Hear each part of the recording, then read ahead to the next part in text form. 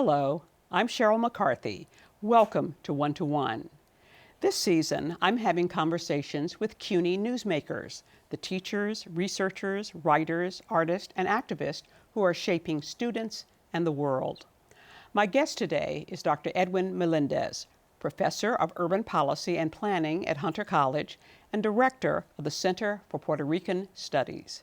He leads Centro's important role in being the information and research hub for rebuilding Puerto Rico post-Hurricane Maria. So what is the current state of the island? How has Hurricane Maria affected Puerto Ricans there and in the United States? How has CUNY responded? And what should be the plan for reviving the island going forward? Welcome. Thank you for having me. The news out of Puerto Rico these days is not great. The island has a public debt of more than $70 billion and more than $50 billion in unfunded pensions. In the midst of a 13-year recession, 600,000 residents left the island prior to the hurricane, and 300,000 since Maria hit in 2017. The poverty rate is at 44%. Congress has placed Puerto Rico's finances under the control of a federal oversight board, and hundreds of thousands of residents are living in homes that were severely damaged by Maria and have not yet been repaired. So, how did Puerto Rico get to be in such a sad state? Well, it's a long history, obviously, but it started probably in the mid-90s when Congress decided, the Clinton administration decided to get rid of the tax incentives that Puerto Rico was receiving, the so-called Section 936 of the IRS code. And that triggered a series of events where the basic manufacturing industry there, pharmaceutical, started, and high-tech started declining in employment to a point when in the mid, say 2005, when the credits finally expired, they were phased out gradually over time. Puerto Rico entered recession to coincide with that expiration. And at that time, through all that decade, the Puerto Rican political elite and Congress could have taken measures, right? Some of the measures that they undertook, for example, infrastructure development like the urban train, right, just indebted the country even more. And they didn't have the economic impact that people were hoping they had. So by the mid 2000, right, 2005, 2006, the government was divided, and they just decided to impose another sales tax, now of 11.5%, the highest in the nation. Wow. So you can imagine that even further damaged the economy. And since Puerto Rico entered recession, is no bouncing back. Yeah. And then in the midst of all that, you have Hurricane Irma and Maria with a dual impact on the infrastructure, and as you described so accurately, really pushed Puerto Rico down to a level of economic development that was comparable to a decade prior. So there's been no economic progress. It's been all decline through all that time, and here we are. Yeah. And then, the rest, the funding and all that is entangled in Congress, and it's a real dire situation down there. Have you visited there recently? And Yes. And if so, describe what you saw. Well, I visited obviously several times since the onset of the hurricanes. My family's there. We follow everything in much detail. We have projects down there, as you described in general. So I think at the very beginning, after the storms, the big problem was electricity, the blackouts, water in the countryside, restoring schools and what have you. At that time, we see a massive exodus out of Puerto Rico, almost close to between 150, 175,000 people just left right after Maria, right there. And some of them came back, but for the most part, it's net migration. So it's an exodus that continues. So that weakens the economy even further, right? So Congress appropriated about $43 billion, of which about $13 billion have gone to Puerto Rico. The rest is entangled in this bickering between the administration, federal administration, and the local political elite. The President Trump administration accuses Puerto Rico of corruption, and certainly there's some of that going on, and as you know, was a factor in the ousting of the former Governor Ricardo Rosselló. But the reality is Washington policies are harming the Puerto Rican population as a whole, the poor, the disadvantaged, the people that really are not really culpable of many of the things that the island is enduring. Right. And so there's our dilemma. So what do you do about that? Well, we'll talk about that. Yeah. But first, I think a lot of Americans don't understand Puerto Rico's connection to the United States. Right. It is a territory? It's a territory. The U.S. invaded Puerto Rico in 1898. Since then, there's been a succession of different formulas for government. But today, we have a Commonwealth, which is a territory. It's not a self-independent country or anything like that. It has some level of self-government, but as you mentioned, one of the capacity of the local government to enact their budget and their finances to, better all this situation is now under the supervision of the Oversight Control Board. And what that means is that there is a ping-pong process there of how much Puerto Rico can spend, and all of that has resulted in really severe austerity measures, right? Mm-hmm. Now, obviously, as an economist, we know that the declining population leads to that type of, restructuring of government services and all kind of, police and education and so forth. They've closed half of the schools, yes. Public schools, right? But the way it has been done, for example, that's a great example, schools, but they have reduced at a time where crime is a problem, they have cut police. At the time where, for example, they closed almost 40% of the school buildings in Puerto Rico, but the concentration of that, 2/3 is in the countryside. So here you have a government policy that says, let's centralize education services, right? And then they take schools out of the public housing and the countryside. So you're kind of penalizing the more vulnerable populations, twice, not just closing the schools, but now they have to travel and they have to, and they're the least capable of, solving transportation problems and all that. So it's a kind of vicious cycle. It's a vicious cycle, right? Puerto Ricans are American citizens? Yes, Puerto Ricans since 1917, citizenship was extended to all Puerto Ricans. People at that time could opt out, but as you can imagine, it was just granted. Right. There was no referendum or anything. Puerto Ricans became American citizens, and that law was amended sequentially. And since the 1940s, we have birthrights as if you were born in any part of the U.S. So those are protected by the Constitution, and they cannot be taken back, as some of the politicians have. So you can have like dual citizenship? No, Puerto Rico has no other citizenship than American citizenship. I see. Yeah, just like other territories. But they cannot vote in presidential elections? No, they cannot vote in presidential elections. They don't have senators or representatives in Congress. And the one representative that we have, it's a voice but no vote. Okay. Representative. So that's a little bit of a political mismatch there. But they do pay taxes. We do pay certain taxes, Social Security, Medicaid, Medicare, and payroll taxes and that kind of thing. They don't pay income taxes. Okay. And the rationality for that is that since we don't have representation in Congress, why should we pay? Their taxation without representation. Right, exactly.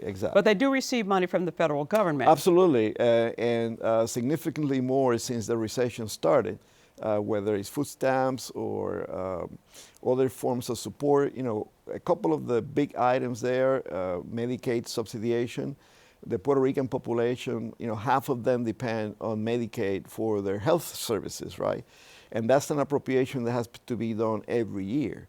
So right now, all those funds expire by the end of this month, September, and all the funding that was appropriated post-Maria to deal with the health crisis disappear from about $4 billion to about $300 million. So it's going to be what they call a Medicaid cliff.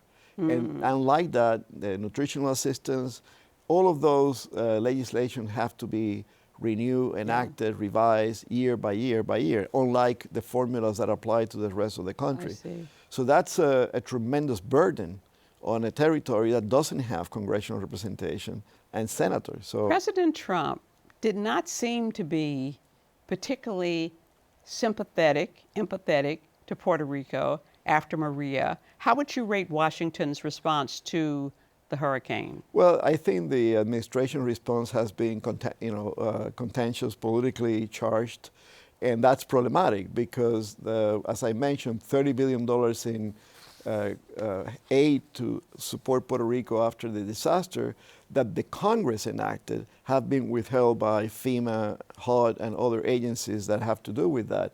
And it's all entangled in this issue of corruption. So even when these agencies have taken measures to curtail corruption, the funding is still not flowing to Puerto Rico.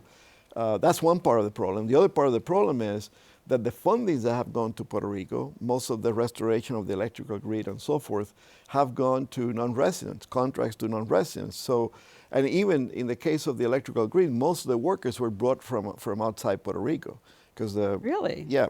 So you have this connection between the so-called reconstruction going on in Puerto Rico and the local capacity, or the rebuilding of the local capacity, contractors and workers and so forth, that take advantage of those funding. It does seem that the U.S. response to hurricanes, whether it's Katrina or whether it was, I forget the hurricane that hit New York City a few years ago, and they're Sandy, still, yeah. What was it? Sandy. Right, and they're still rebuilding from that, tends to be slow. Right. Has it been any worse in Puerto Rico than it has been anywhere else? Very much so. And as you know, very recently, the FBI arrested a former regional director of FEMA that was stationed in Puerto Rico overseeing Puerto Rico operations for corruption. That person got entangled with the electrical repair company that got a contract for almost $2 billion, right? So in addition to the local corruption that the FBI, the indictments that they made of the Secretary of Education, which are funding not related to recovery, or the Medicaid program, and now the FEMA funding, it's all, subjected to this dilemma about, how we're going to curtail corruption in Puerto Rico.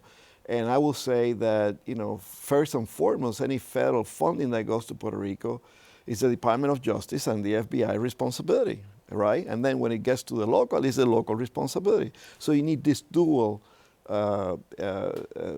strategy to curtail corruption, but it begins with Washington. You cannot blame the local government for tolerating corruption if you're dealing with federal funding. Yeah. Because federal funding is the responsibility of the Department of Justice and the FBI. So all this needs to be sort of brought to light in terms of what can be done. And that's responsibility of the president, right? Congress has enacted legislation. They need to do more to reform PROMESA and other things that are going on in Puerto Rico. So right now it's a complicated situation. Okay. Yeah. We're going to take a short break, then we'll be back with Edwin Meléndez, Director of the Center for Puerto Rican Studies at Hunter College.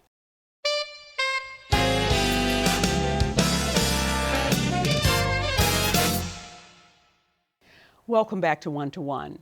I'm Sheryl McCarthy, and I'm talking with Edwin Meléndez, Director of the Center for Puerto Rican Studies at Hunter College. Tell me about the role that your organization, Centro, am I pronouncing it right? Yes, right. is playing in the effort to rebuild the island after Hurricane Maria. Yeah, right after the storm, we created this digital platform because people were calling us where to donate, how to volunteer, what to do. So we created that digital platform. But since then, we've gone a long way in terms of how do we make that practical in Puerto Rico. For one, along with other CUNY resources, we've sent students down there to help with the housing reconstruction and that type of thing. We also recorded a show, Puerto Rican Voices, that is focused on Rebuild Puerto Rico. We did a lot of field taping in Puerto Rico. It airs on CUNY TV, It right? airs on CUNY TV every week now until another 14 episodes coming. And it's just to highlight the resiliency of Puerto Rican people, what people voices that are making a difference, organizations that are undertaking projects, and to portray this self-effort, right? I was reading an article, I may have been NPR online, about people in various villages who've decided they can't depend on the government. Right. So they're just doing stuff on their own. Right, Community centers, getting money from foundations and private donors to. And that's what we're trying to convey to the public, right? The other thing is that the diaspora, right, has responded tremendously, and we have built a bridge of relationships, right, with many of the diaspora kind of adopting projects in Puerto Rico towns and collaborating with them. The other thing that that is important for all this that we're portraying is exactly what you mentioned, which is telling stories about how people are responding to the scarcity, for example, the unreliable energy or clean water, and those community initiatives that are trying to install solar panels, purification system, resiliency centers, mixing community cultural activities with all this reconstruction. So it's a lot of impetus in Puerto Rico at the ground level, and what we see is basically that the planning process at the central level is not really sort of connected to those grassroots efforts, right? So for us, that's a focus of attention. And what we're trying to do, for example, is we have partners in Puerto Rico where we try to help build capacity for those grassroots organizations, nonprofit organizations in Puerto Rico, to be able to tap into federal funding and other resources that might help them in that reconstruction. And that it's a little bit complicated. You have to do, we have a program to train professionals, planners, and community organizers and so forth. We're trying to match local community corporations, development corporations to diaspora side. We organize conferences and forums. We do webinars on issues of the day.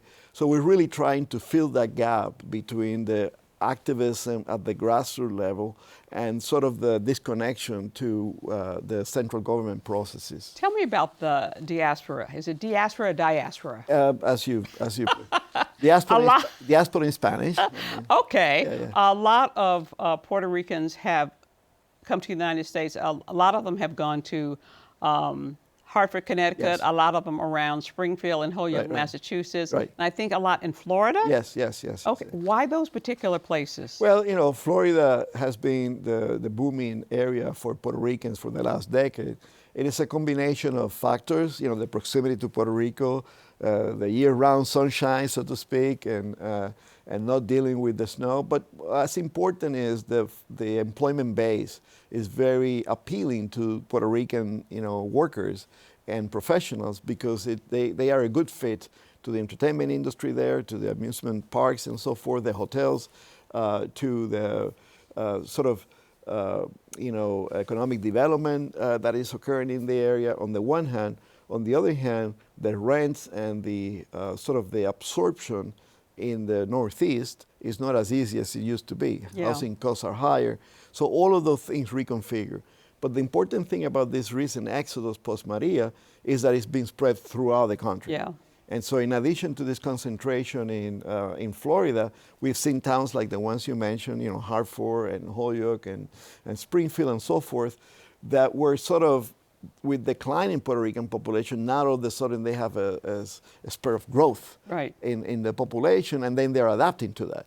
The school system, they didn't know what to do with all the students. Yeah. And so there's a little bit of adaptation. And Centro has always, started with research, informing the communities as to what is happening, and then making recommendations as to what can be done. Right. And we've done that in both Hartford and Holyoke.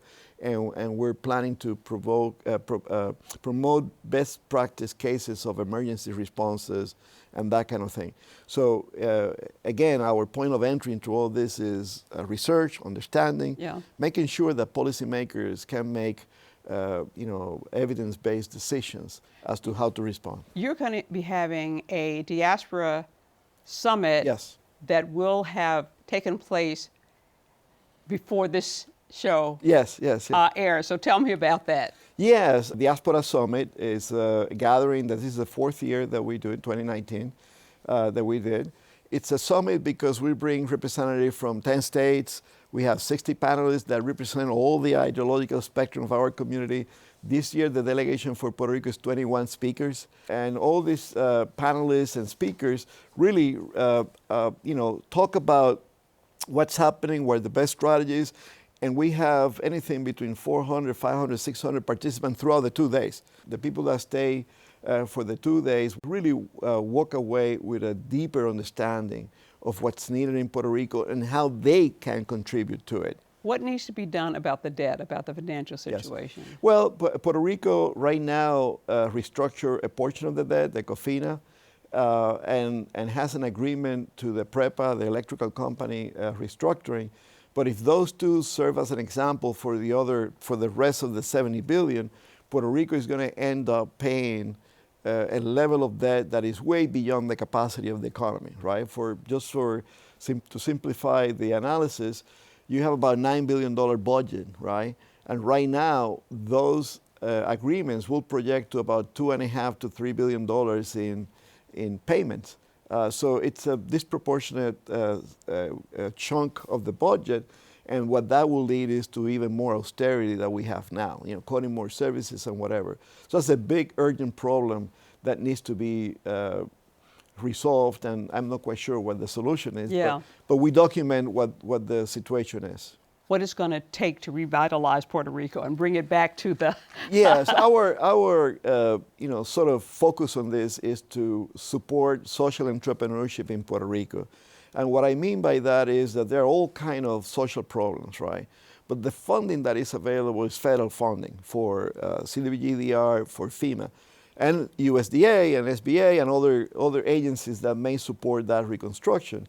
But those are federal funding. They have certain rules and they have certain parameters of who can take these contracts and whatever. The civic groups in Puerto Rico, the nonprofits, the private sector that engage with recycling and other social purpose, affordable housing, they really don't have the capacity to be a key player in that reconstruction.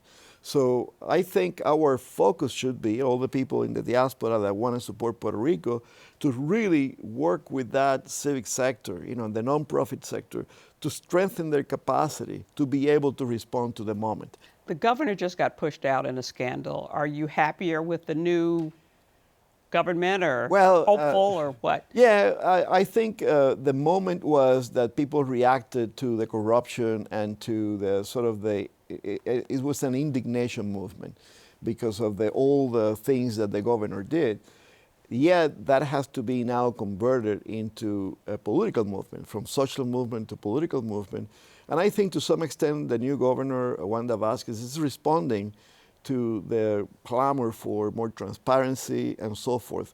But there is a culture of corruption, political tribalism, just like we have some of that in the US, and that needs to be overcome. And the fact is that political coalition to accomplish that is still incipient. We're not quite there yet. So my hopes are that they can figure out a coalition for good government that will solve all the things that I've just mentioned to you. Is anybody talking about statehood these days? Yes, there is always a group of people. Actually, the ruling party is for statehood. And there is a growing voice in the states that claim that will be a solution to the situation in Puerto Rico, because we'll add elected representatives and so forth. But the reality is that the Puerto Rican people are widely divided on this. Yeah. There are those that want statehood and those that oppose statehood. And the reason for that is the cultural affirmation, the self-governance, the relationship with the U.S. has been contentious through more than a century of colonialism in Puerto Rico. So you have to understand that there is no consensus in Puerto Rico, and there is no consensus in the U.S. Yeah, so, especially with this administration. Yeah, so the chances that any of that will resolve anytime soon is very, very negligible in my mind. Okay. I'm afraid we're out of time. I'd like to thank Edwin Meléndez, Professor of Urban Policy and Planning and Director of the Center for Puerto Rican Studies at Hunter College, for joining me today. For 1 to 1 and the City University of New York, I'm Sheryl McCarthy.